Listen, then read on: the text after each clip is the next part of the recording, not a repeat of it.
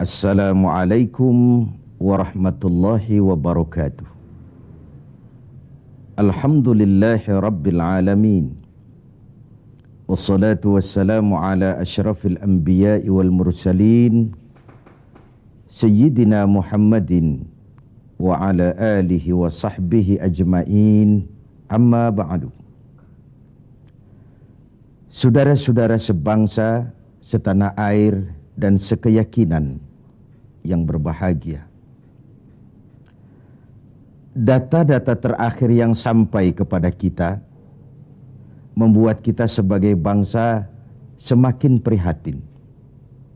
Walaupun tentu tidak membuat kita jadi pesimis, seraya kita tetap memberikan penghormatan dan penghargaan kepada upaya-upaya yang telah dilakukan oleh pemerintah kita. Data itu adalah 3/5 dari jumlah penduduk kita hidup di bawah garis kemiskinan. Ini artinya apa? 60% dari 210 juta rakyat kita hidup di bawah garis kemiskinan dan 20% diantaranya dalam kemiskinan mutlak.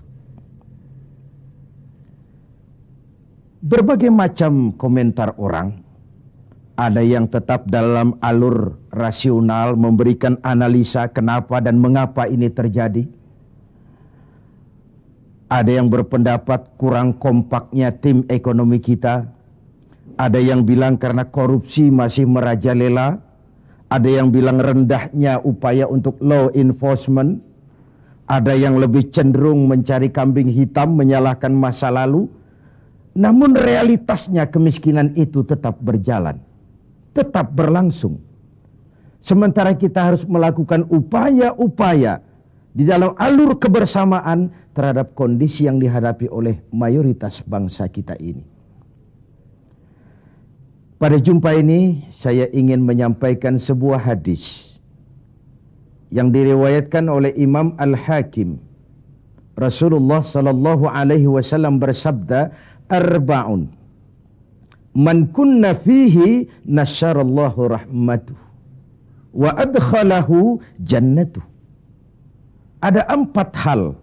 Siapa saja yang mempunyai keempat hal ini, Allah akan pancarkan rahmat kepadanya. Allah akan pancarkan kasih sayang kepadanya dan dimasukkannya orang itu ke dalam surga.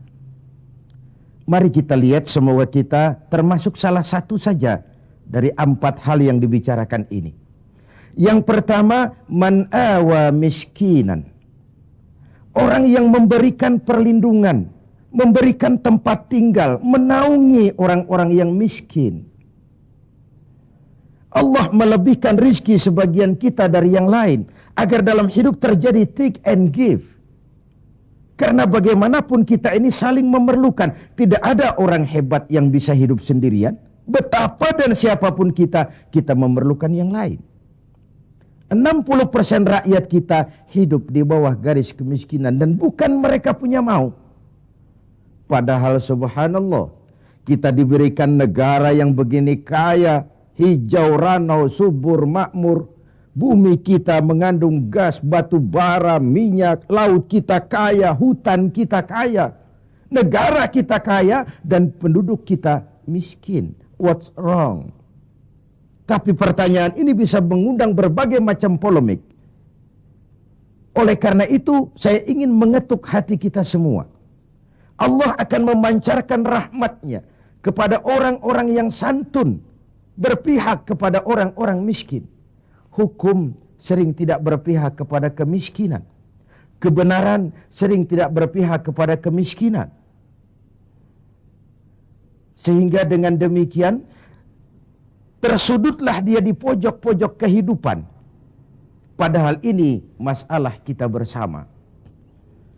Sementara Rasul dengan tegas memperingatkan, wallahu fi aunil abdi madamal abdu fi auni akhi. Allah akan selalu menolong seorang hamba selama hamba itu masih mau menolong saudaranya. Jikalau kita sudah tidak punya kepedulian kepada saudara-saudara kita yang hidup di bawah garis kemiskinan, Jikalau kita biarkan mereka meratap dalam keputusasaan, jangan heran Allah juga tidak akan pernah peduli dengan kita. Sementara kemalangan apa yang lebih besar dalam hidup ini kalau Allah sudah tidak mau peduli dengan kita lagi. Rumah-rumah singgah tetap diperlukan. Pemandangan sehari-hari kita lihat anak-anak kita dalam usia sekolah terpaksa harus berjemur panas terik, terguyur hujan, tidur di tepi-tepi jalan oleh karena tekanan kehidupan, oleh karena sulitnya lapangan pekerjaan, oleh karena kemiskinan-kemiskinan yang dialami.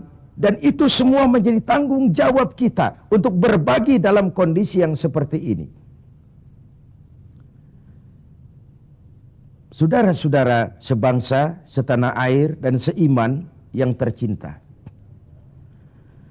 Dengan semangat ini, boleh jadi baju di rumah kita sudah tidak ada artinya.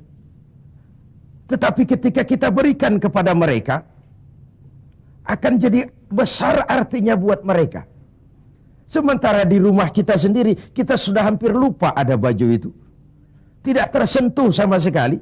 Beratkah kita memberikan sesuatu yang di tangan kita sudah tidak begitu berarti, sementara akan jadi pengarti yang paling besar bagi orang lain?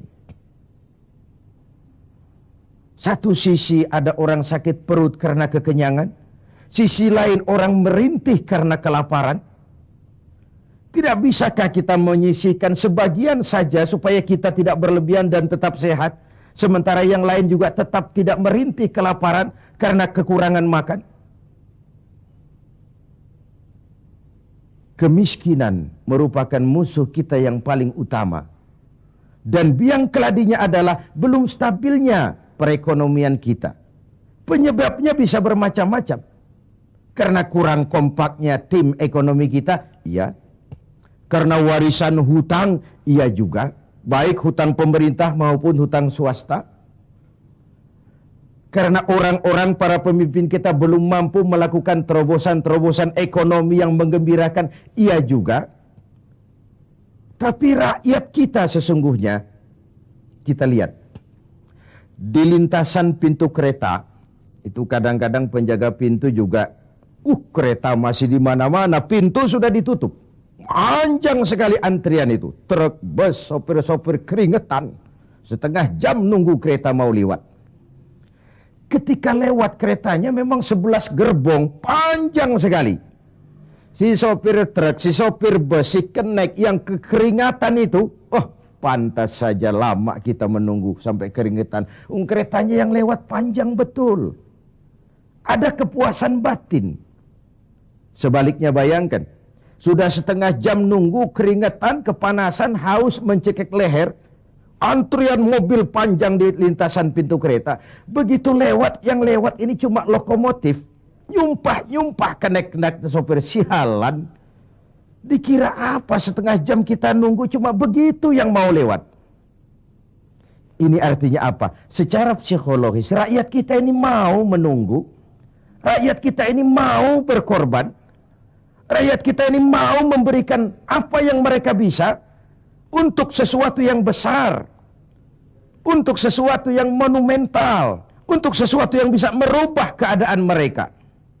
Jangan biarkan rakyat kita menunggu dengan kecewa karena begitu lama menunggu, yang lewat cuma lokomotif, cuma kepala kereta yang lewat. Mereka merasa penantian setengah jam sia-sia, pengorbanan peras keringat, haus mencekik leher, jadi konyol ketika yang lewat cuma sebuah lokomotif. Begitulah, kadang kita masih terkontaminasi oleh pola lama. Sebagian dari pemimpin kita masih memandang bahwa jabatan itu fasilitas dan kekuasaan. Lebih celaka lagi bahwa jabatan adalah jalan pintas untuk menuju kaya. Merasa giliran, kemarin kan giliran kamu, sekarang giliran saya.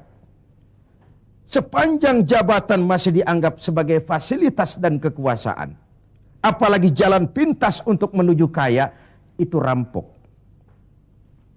Negara sedang sakit, ini musim kerja bakti.